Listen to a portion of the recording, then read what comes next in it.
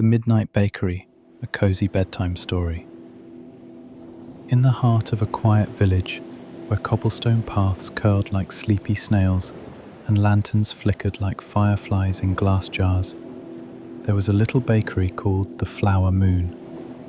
It stood tucked between a sleepy bookshop and an ivy-covered post office, its windows always dusted with flour, and its air always warm with the scent of cinnamon and sugar.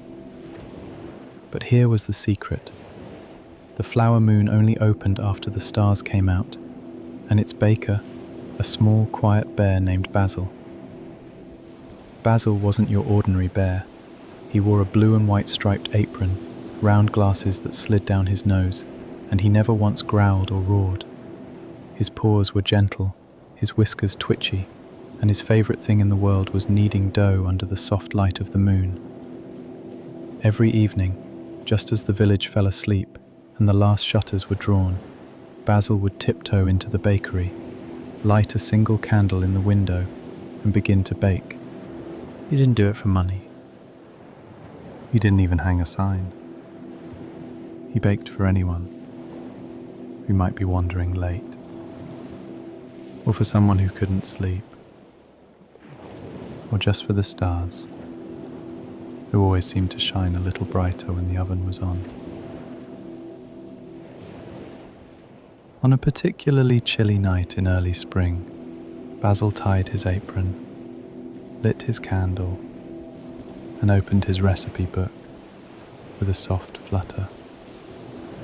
The pages were full of flowery fingerprint, little scribbles like, "Add honey, good for dreaming. Don't forget nutmeg for courage. A pinch of moonlight makes the crust golden." Tonight, Basil decided to make lavender lemon loaf, warm cloud buns, and his special vanilla starlight muffins. As he stirred and folded, the little shop filled with warmth. Outside, the wind whispered through the alleyways, but inside all was calm. The ticking of the clock, the soft hum of the oven, the rustle of parchment paper. Just as Basil was dusting powdered sugar onto a tray of buns, the doorbell tingled.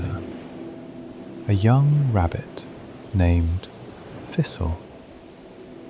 Her ears drooped a little, and her eyes looked like she'd been chasing dreams that ran too fast. "Oh, hello there," said Basil, smoothing his apron. "You're out late, my dear." "I couldn't sleep," said Thistle. "Too many thoughts bouncing around in my head." Basil nodded knowingly. "Then you've come to the right place. Thoughts can't jump so high when your belly is full of something warm." He led her to a cozy stool by the counter, where a patchwork cushion waited. Soon, a tiny teacup was placed in front of her, filled with steamed almond milk and a swirl of honey. "Try this," Basil said kindly. "It's called dreamer's milk. Helps quiet noisy minds." Thistle took a sip, and her shoulders softened. The warmth seeped into her like sun on spring fur. A badger in a long scarf returning from a midnight stroll, 2 owlets who had finished their flying lesson and were terribly hungry, a tabby cat with a poetry book tucked under one paw. Each was greeted with a smile, a cozy seat, and something freshly baked.